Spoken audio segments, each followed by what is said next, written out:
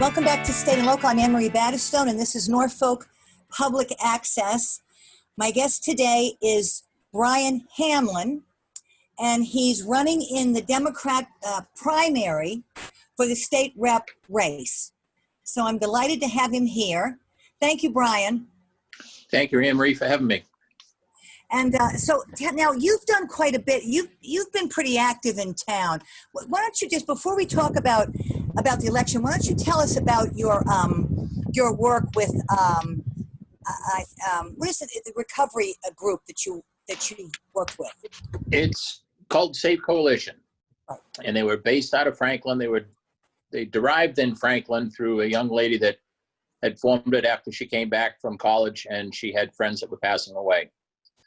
So she had spearheaded things along through State Representative Roy and got things up and running for a program now. They've been running a little over 5 years. They've been operating out of the trunk of their car, and I've been on their advisory board, executive board, or board of directors for just about 2 years now. And their goal in behind things is to help families through the substance abuse, whether it be alcohol, whether it be suicide even, or drugs. So what they're geared for is setting the family up to make phone calls for people to get them into facilities. They're there to help the family along with coaching them through things. And when I had first heard about them, it was just, in my heart, was something amazing to hear that somebody was actually stepping up to see something like this happen. And to push for it like they were was amazing. When I had finally met the people, it was actually staggering to see their enthusiasm behind what they were doing. And I met them first through a golf tournament. It grew from that point to a point where I would go to their volunteer meetings, and then they had asked me to sit on their board of directors. Once we were on the board of directors, I just heard more and more great things that they were planning on doing.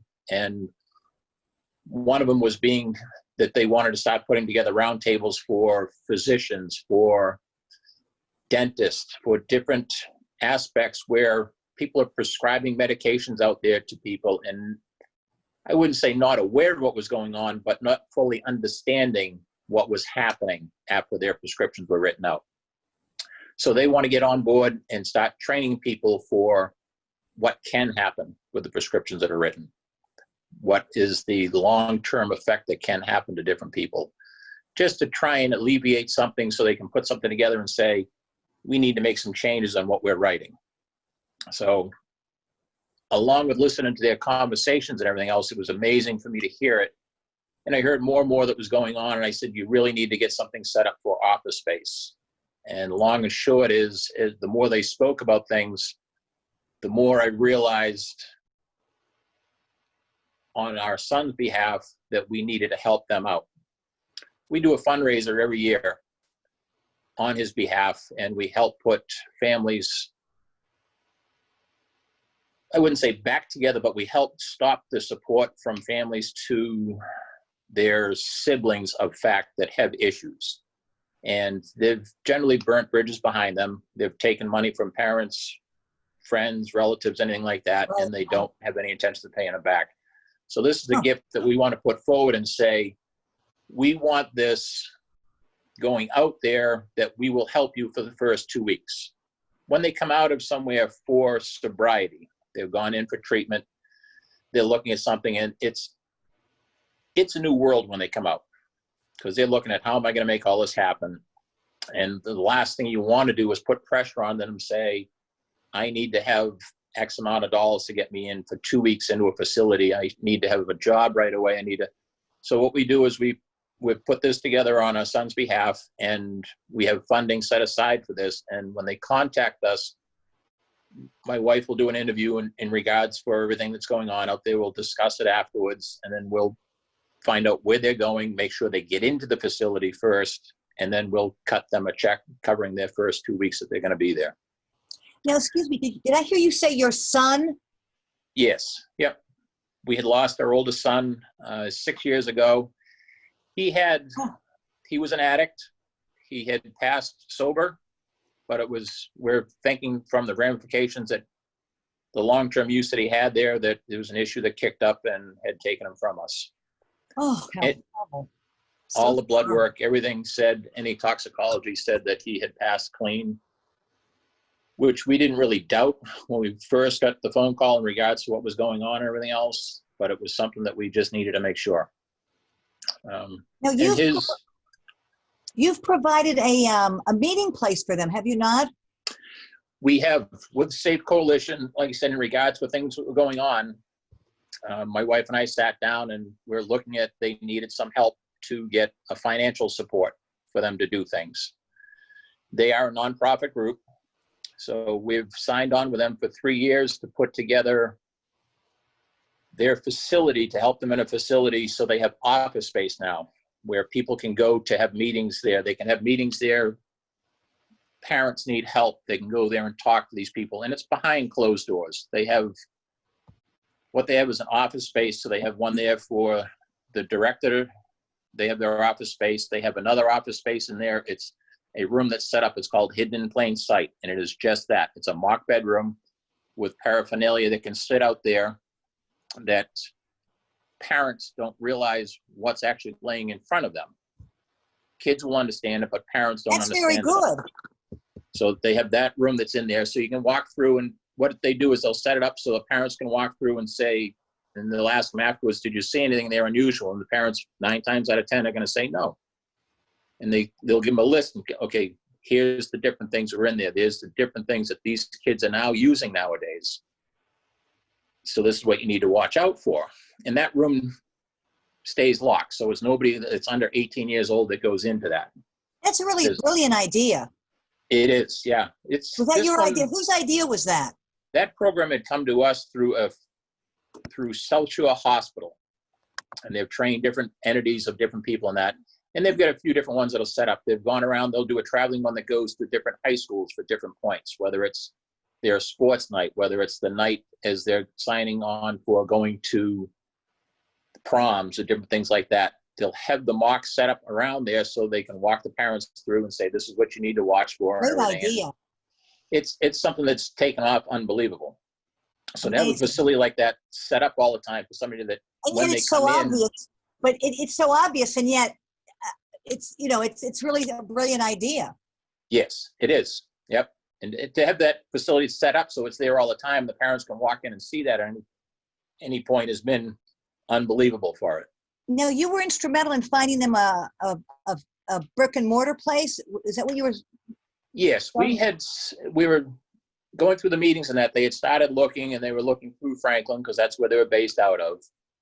And I said, well, we're really running through 9 communities. We have 9 different communities that we're actually operating out of, Norfolk being one of them. And I said, I'll keep an eye out there also. And we found one on Dedham Street, which is actually in the Gibson building where Tedeschi's used to be, where Richdale's Yep. was.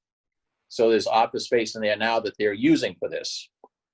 And they've got a counseling room in there also, so you can sit privately and have your conversations there. So they're meeting with people that have issues that, they used to meet in coffee shops. So when you're sitting in a coffee shop and somebody's bawling their eyes out for everything that they're going Well, and there's no through. privacy. No. So this is something that's going to give them something in regards for that. And then there's another section over to the other side that we have a meeting room there for the board. Our board of directors will meet there. Of course, we're doing everything now on Zoom like everybody else. And there's also a larger meeting room that we can have there where we have the volunteer meeting. Now, So did you secure that? Did you secure that rental for them? We did. It was something where, after speaking in regards for everything that was going on, my wife and I had a long discussion about helping them out with something else. So we wanted to do where we're sitting on the money for my son. We've been helping families go through the different things. We've supported over 80 families now at this point to get them through their first couple of weeks in their sobriety and everything else that's out there. So we're now looking at a point where we have some extra money in there still, and we're looking at, okay, what can we do to help with this? So we've signed a 3-year contract, a commitment with them to say we're going to cover partial rent for this space for 3 years. Oh, So it's something that, in regards to what's happening, it was a necessity to recreate what they're already doing for us would have been staggering. So it's a merging of something that's going to work together, and they're a great group to work with. They're extremely committed behind things, and it's just something. It's a group that we wanted to sign on with and help to make that extra step for them, to make an extra step on our son's behalf, and say this is something that he would have loved to see happen. Oh, now let's talk about the primary, or let's talk about the job itself. Now, you have run before for I state have. rep. Yes. And, I wanted to ask you, I remember on one occasion there was something, you were going up against our state rep, and there was something about a write-in or something. Can you explain that to me? Because I remember there was some talk about a write-in or something like that. What was that all about? The main goal behind it was, it's a strategic tactic. So what they're doing is, because I was late getting in, I did not have my documentation in. This was presented to me for the first time the day after I needed to get all my signatures in. So what I needed was 150 votes in order to make this happen. So my opponent decided that he wanted to put something out saying that he will work with anybody, work with both sides, bipartisan. Please vote for him for the primary, because what he was looking to do is take away any opportunity that I had. So if I didn't get 150 votes, even if I had 148 votes at that time, and he only had 140, I would have lost because I didn't get my 150 votes. So it was a strategic type of thing. So I understand, how did you not get notified properly? Well, it wasn't notified properly. This is something that I've always had in the back of my mind. Always had in the back of my mind to run as a state representative, to do something like this. And it's never really been the time. We lost our son in 2014. My first run was in 2016. So we're still picking up pieces, still trying to make things happen back in home. So this was presented to me by a friend to say, I've been in these circumstances. I've made a few phone calls. I'm not getting a response out of our representative. I just feel as though we need to have somebody else there. He says, and I'd like to see you. I want to be behind you. He says, as you do it, would you be interested? So my response was, absolutely. So then we were off and running. So we did a write-in vote, and we had to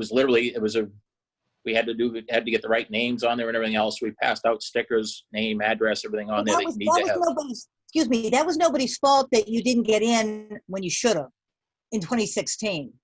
Correct. Yep. No, it was just something like you said, I was Johnny come lately to it, is what happened. So then we pushed for it to make it all happen. I won the primary, and funny enough, it was my birthday that same day. So when they called to ask how you felt about winning, I said, well, it's one of the best birthdays I've had in a long time. So at that point, we continued on with our election, and I had lost on that one. But the last one, so that was in 2016. 2018, I had run again, got the signatures we needed, did better at the polls to a point we were within, I think, 3% on the votes and everything else. So it did well. We did extremely well with what we had out there. I grew up in Norfolk. I got married. We first lived in Norfolk for the first 13 years of our marriage. And our kids had gone through Norfolk Public Schools. I worked through the baseball program, Norfolk Little League. I had coached there. I sat on the board there. I was a secretary there for 7 years also. And then we moved to Plainville. The whole time I'm still working in Norfolk. So now we've been in Plainville since, I'm going to say 1996. And we've been here now and enjoying it here. My wife had grown up in Plainville, so this is where we live. And I still work in Norfolk. You live in Plainville? I live in Plainville, and I work in Norfolk. So I have not left Norfolk now in I'll be 58 coming up here. So it's 58 years I've been in Norfolk. I've stayed there. I'm there Monday through Saturday. And your And, business is the Hamlin Cabinet sits on 115, correct. Yep. just north of 1A. Yes. My dad has started the business. I've taken it over. My son was in California. He's going to be coming back. He'll be working the business again also. And I have another gentleman out of the Foxborough area who's been running things along with me, and he'll be looking to take over behind me. So I just want to bring somebody back in to give him a little extra help. Planning on making it all in this time. This is something that I've been working on this for the last few years to make the different trainings, to make everything I have to. And then, of course, we get the curveball thrown back at us this year for COVID-19 like nobody's ever seen. So you think you've prepared everything for your business, and you get something like that thrown at you. Now, what has been your motive? I know you said that somebody approached you about it originally, but what has been what is your goal if you're elected state rep? What would you do differently? The biggest thing that I want to see happen in regards for any sort of governmental things, and especially in the state representative, is to get a connection with the community. So I will have open office hours in the community itself on a regular basis. Is that not happening now? That doesn't happen now? Not that I know of, no. No, I will have, like I said, it'll be regular business hours between Friday and Saturday. So if people are working, they can't get there, they can do it on a Saturday. And you can always do meetings at night also. My business is there, my office is there, so I can use that at different hours for different things in regards for the state representative. So I still plan on going into work for a couple hours in the morning, make sure everything's going the way it should be there, and then head into the State House from that point to address things that we need to. Then at night, we'll have time to do things, to get things set up and everything for meeting constituents, going to town meetings, going to school committee meetings, going to different meetings like that. So you can hear what's going on in the community, follow up what's going on in the community, and make sure they're aware of what's going on. The biggest thing that I want to get across to people is the fact that I may not be able to solve every problem that's out there, but I want to be able to listen. I want to be able to help and come up with the ideas that can make changes for people. And there's all kinds of time that happen that are out there. And I've talked to different politicians, we'll say, that don't really listen. You can have a conversation with them. They're not really listening as you talk to them. No, that's right. I want to listen. I want to hear what's going on. I want to help the people that are out there. That's what I'm here for. My love for my family is something that I want to put out there in regards for what's going on. And when I say family, when I do the speaking and on different behalfs, I will very bluntly say to people, you have friends, and you find out generally fairly quick who your true friends really are. You have relatives, the ones you see at the wakes and funerals and weddings, and then you have family, the one you want to spend the time with. Right. So that, to me, I always look at those three different versions that are out there. And when you come across on a comfort stage, you'll find more family being there. If you're openly welcome in presenting yourself to people, you have a tendency to find out more of what's going on if you listen to them sincerely. People will talk about racism and things like that. I don't really focus on racism. I focus more on equalism. So if you look somebody in the eye and focus on what they're saying, you're going to hear it. It has nothing to do with the color of the skin, their different religions or anything like that. If you can have a conversation with somebody, a good wholehearted conversation with somebody, and put that together, you feel better walking away from that conversation than a conversation where people aren't listening and they just walk away, they move on to somebody else. Somebody's looking over your shoulder because somebody else walked in the room. That doesn't set well with me. I want to have that conversation with the people that want to talk to me. They have something they want to talk about. They have something to discuss. I'm not one for talking a lot while driving my vehicle. Driving my vehicle, strangely enough, is the downtime that I can take and focus on the different conversations and relate those things through my mind of different entities and different directions that things need to go. That being said, I live in Plainville. I work in Norfolk. It takes me 14 minutes to get door to door, depending on red lights. But if I look into the State House, it takes a little longer than that to get from Norfolk into the State House. I've sat in traffic. I've sat on grand juries for over a year trying to wrestle my way into Boston and that.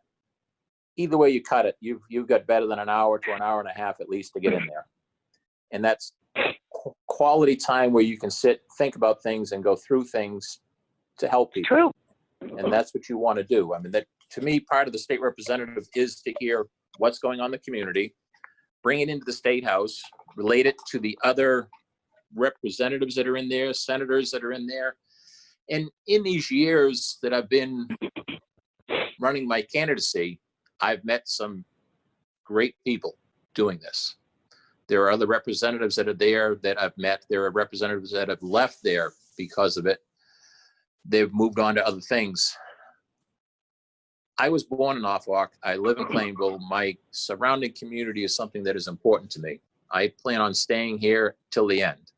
I'm not looking to move on to something else. What I'm doing now is the career change that I'm looking at, something that I didn't get into when I was leaving high school. Mm-hmm. I got married young. My wife and I got married young. We were high school sweethearts. We got married the year that she got out of high school, and we've been married. Wow. We have 3 kids. Like I said, we lost our older one. We now have been fortunate enough to be blessed with a granddaughter. She was 3 in June.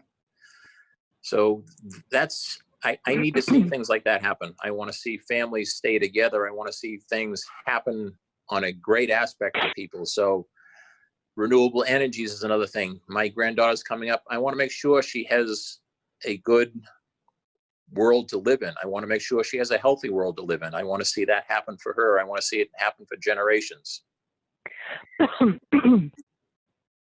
But Brian, is there anything specifically that you can cite that, excuse me, that you would have done differently? Any instances of something that you thought could have been handled differently?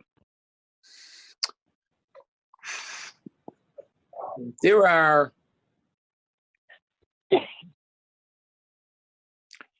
one of the bigger things that I keep hearing repeatedly from people is the fact that they'll hear one thing from their representative and then they'll vote a different way.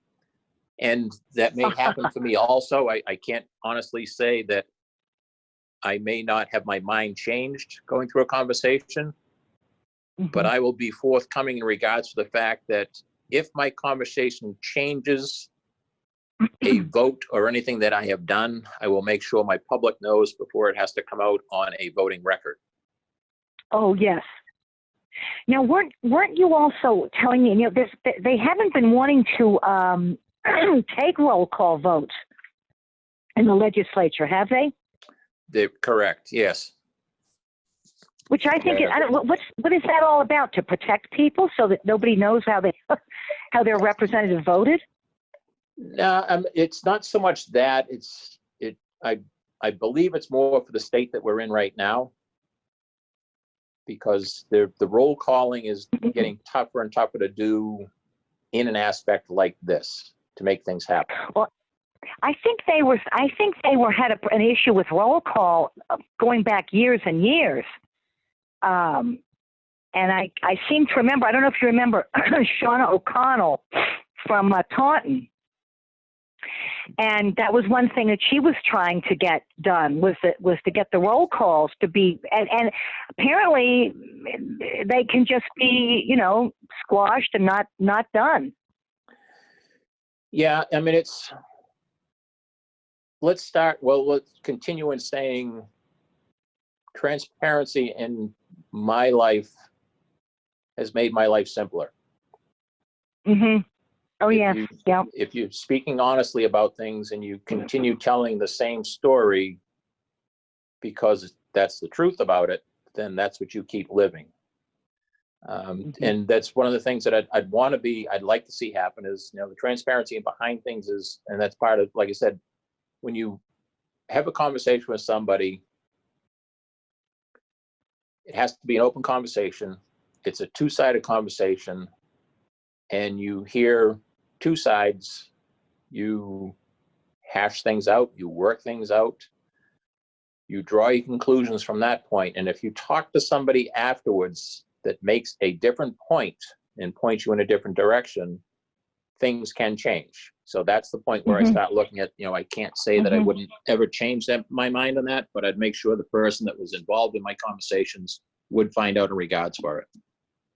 Well, that word transparency is tossed all around in town here, at the board meetings. And yeah. In my humble opinion, I don't think there is an awful lot of transparency. No, there generally isn't. No. There's a lot of communication that does have to happen to make decisions that are out there, absolutely. But there needs to be more connection to what's going on out there. The representatives that I look up to are the representatives that do just that.